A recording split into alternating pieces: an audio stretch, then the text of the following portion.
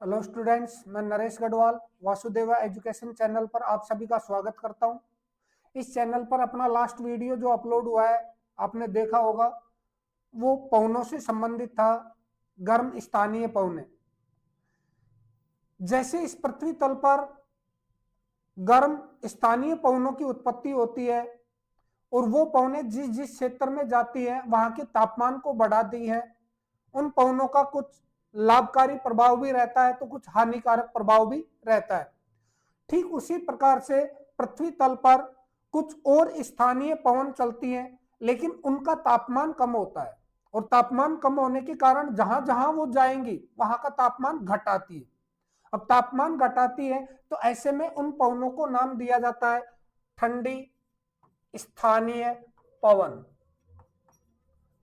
ठंडी स्थानीय पवन, ये जो ठंडी स्थानीय पवने हैं इनकी उत्पत्ति या तो ध्रुवीय क्षेत्रों से होती है, चाहे उत्तरी ध्रुव से हो या दक्षिणी ध्रुव से।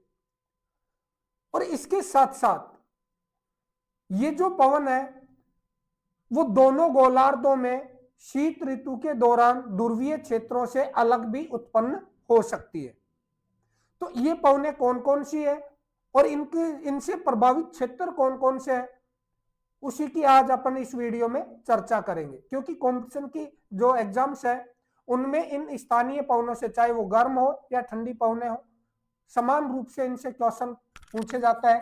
तो बात करते हैं ठंडी पवनों की कौन कौन सी है।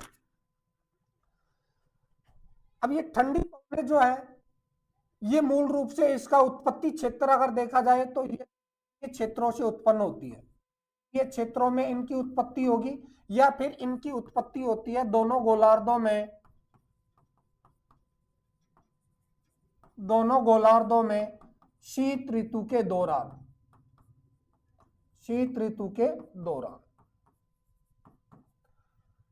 दो ही क्षेत्र होंगे इनकी उत्पत्ति का, एक तो ध्रुवीय क्षेत्र और एक कोई उप ध्रुवीय क्षेत्र मान लो या मध्य अक्षांशीय क्षेत्र मान लो, जहां शीत ऋतु के दौरान तापमान काफी कम हो जाता है, हिमांक बिंदु तक आ जाता है। उन क्षेत्रों में भी ऐसी पवनों की उत्पत्ति होती है। तो बात करते हैं ये पवने कौन कौन सी है। ये है अपना विश्व मानचित्र। अब इस विश्व मानचित्र में कौन सी पवन कहां चलती है उसकी अगर बात करें तो पहली जो ठंडी पवन है ये आती है मिस्ट्रल। मिस्ट्रल पवन, तापमान कम होता है तो निश्चित रूप से ठंडी पवन होगी। मिस्ट्रल पवन काफी बार पूछ ली जाती है कि निम्न में से कौन सी गर्म पवन है या ठंडी पवन है, या फिर पूछ लिया जाए मिस्ट्रल पवन का प्रवाह क्षेत्र कौन सा होता है, कौन से देश इससे प्रभावित होते हैं। तो बात करते हैं मिस्ट्रल की। ये जो मिस्ट्रल पवन है ये चलती है मूल रूप से अगर देखा जाए तो ये भूमध्य सागर है, रोम या भूमध्य सागर। और इस रोम या भूमध्य सागर का उत्तरी पश्चिमी भाग जो है ये वाला, यहां अब यूरोप के दो प्रमुख देश स्थित है, एक फ्रांस है और एक स्पेन है। फ्रांस और एक स्पेन, इन देशों के अंदर इन पवनों का प्रभाव रहता है। मिस्ट्रल पवन जो है वो मूल रूप से फ्रांस और स्पेन में चलती है। होता क्या है कि शीत ऋतु के दौरान, उत्तरी गोलार्ध में शीत ऋतु के दौरान जो यूरोप है, इस यूरोप के अंदर उच्च वायुदाब का केंद्र विकसित होता है, जबकि इसके दक्षिण में स्थित रोम या भूमध्य सागर जलीय क्षेत्र है। तो तापमान जल का अधिक होता है, तापमान अधिक होगा तो निम्न वायुदाब का केंद्र बनेगा। तो ऐसे में इस स्पेन और रूस से हिंद भूमध्य सागर की ओर शीत ऋतु में जो पवनें चलती है इन पवनों को नाम दिया जाता है मिस्ट्रल पवन, जिनका तापमान काफी कम रहता है।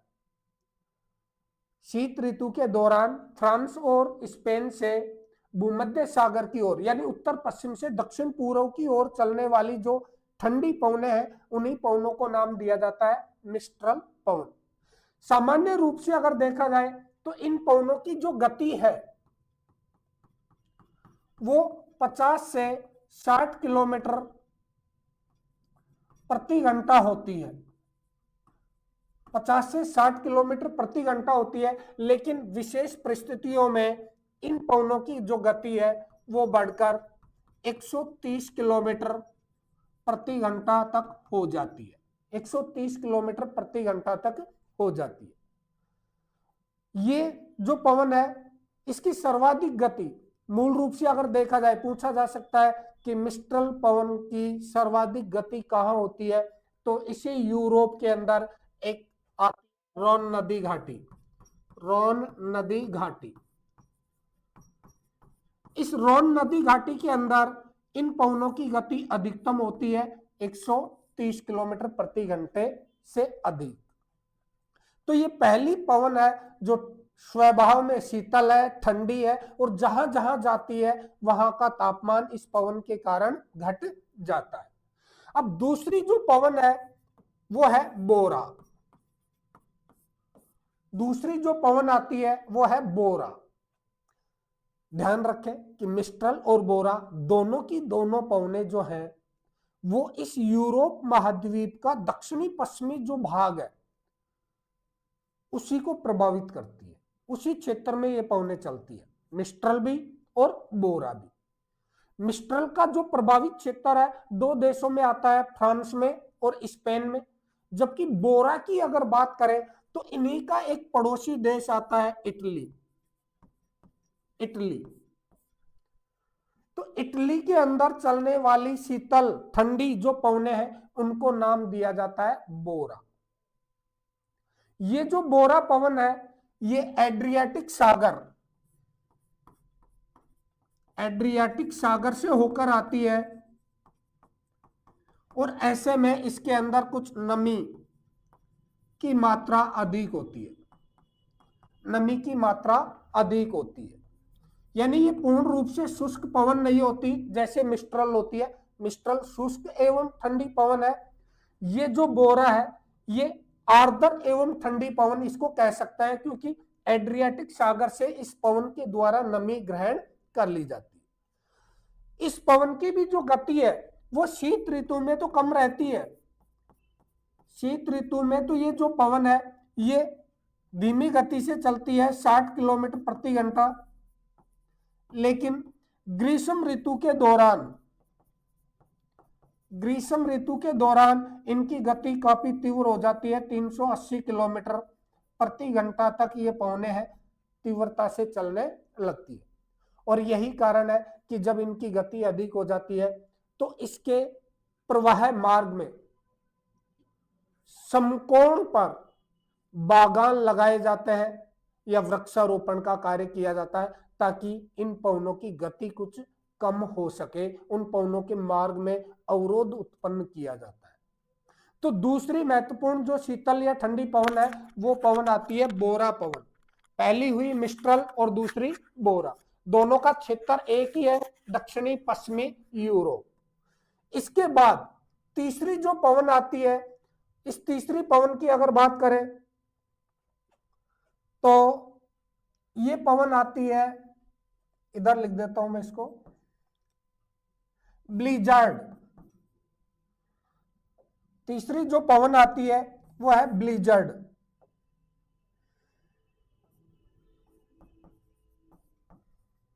ब्लिजर्ड ये भी तीसरी महत्वपूर्ण ठंडी पवन है।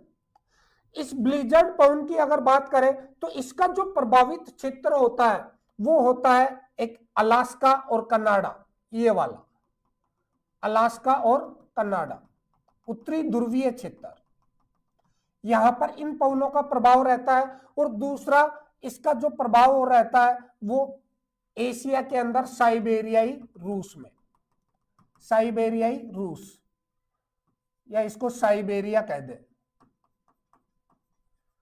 साइबेरिया में इन पवनों का प्रभाव रहता है। ये आपके कनाडा हो गया, कनाडा में इन पवनों का प्रभाव रहता है, और ये आपके अलास्का हो गया, तो अलास्का में इनका प्रभाव रहता है। अलास्का, कनाडा और साइबेरिया, इन तीनों क्षेत्रों के अंदर चलने वाली शीत एवं शुष्क पवनों को ब्लिजर्ड कहा जाता है। लेकिन ध्यान रखने की बात है कि ये वो पवने हैं जिनके साथ हिमकण उड़कर आते हैं। जैसे गर्म पवनों के साथ रेत उड़कर जाती थी और रेत की मात्रा अधिक होने के कारण दृश्यता, देखने की क्षमता घट जाती थी। ठीक उसी प्रकार से ध्रुवीय क्षेत्रों के अंदर ये जो ब्लिजर्ड पवने हैं, इनके साथ हिमकण उड़कर आते हैं। हिमकणों की चादर सी धरातल पर जम जाती है, बर्फ का जमाव धरातल पर होता है और दृश्यता है वो काफी घट जाती है। इन ब्लिजर्ड पवनों को इस यूएसए के अंतर्गत इनका प्रभाव जो है वो यहां तक रहता है, यूएसए तक, क्योंकि इनके मार्ग में कोई अवरोध नहीं होता। तो यहां इनको नॉर्दर्न पवन कहा जाता है, नॉर्दर्न पवन कहा जाता है। यूएसए में इन पवनों को नॉर्दर्न पवन के नाम से जाना जाता है। जबकि साइबेरिया की अगर बात करें तो साइबेरिया के अंदर जो पवन चलती है ब्लिजर्ड, इसको यहां पर बुरान कहा जाता है, बुरान, बुरान पवन कहा जाता है। तो यह भी ध्यान रखना कि ब्लिजर्ड को ही यूएसए के अंदर नॉर्दर्न पवन के नाम से जाना जाता है, जबकि साइबेरियाई रूस में इसको बुरान पवन कहा जाता है। और पूछा भी गया है काफी बार एग्जाम्स में कि बुरान पवन का प्रभाव क्षेत्र कौन सा है, तो साइबेरिया है। स्वभाव में ये कैसी है, तो शीत एवं शुष्क पवन है जिसके साथ बर्फीली आंधियां आती है, हिमकण उड़कर आते हैं। तो ये तीसरी महत्वपूर्ण शीतल पवन है। इसके अतिरिक्त अगर और पवनों की बात की जाए तो एक पवन आती है पुर्गा, पुर्गा। ये जो पुर्गा पवन है ये चलती है रूस के अंतर्गत ही। रूस का वो क्षेत्र जो टुंड्रा प्रदेश के नाम से जाना जाता है, टुंड्रा प्रदेश, टुंड्रा प्रदेश। इस टुंड्रा प्रदेश में शीत ऋतु के दौरान चलने वाली जो शीतल पवन है, जो शुष्क पवन है, उसी पवन को यहां पर नाम दिया जाता है पुर्गा। उस पवन को यहां पर क्या नाम दिया जाता है, पुर्गा नाम दिया जाता है। ये चौथी पवन है। इसी प्रकार से इस पृथ्वी तल पर कुछ और भी पवनें चलती है, उनमें एक आती है पंपेरो, नंबर 5 डाले, पंपेरो। ये भी शीत एवं शुष्क पवन है पंपेरो, जो मूल रूप से अगर देखा जाए तो दक्षिणी अमेरिका में चलने वाली पवन है। दक्षिणी अमेरिका में यहां अगर देखा जाए तो यहां देश आते हैं अर्जेंटीना और यूरुग्वे।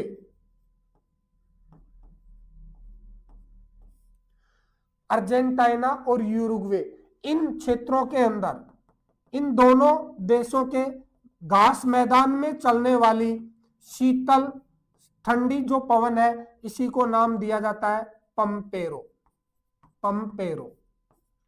तो ये भी इंपॉर्टेंट जो है पवन है, अर्जेंटीना और यूरुग्वे में चलती है। इसी प्रकार से एक पवन जो है वो चलती है आपके उत्तरी अमेरिका का जो दक्षिणी देश है मैक्सिको।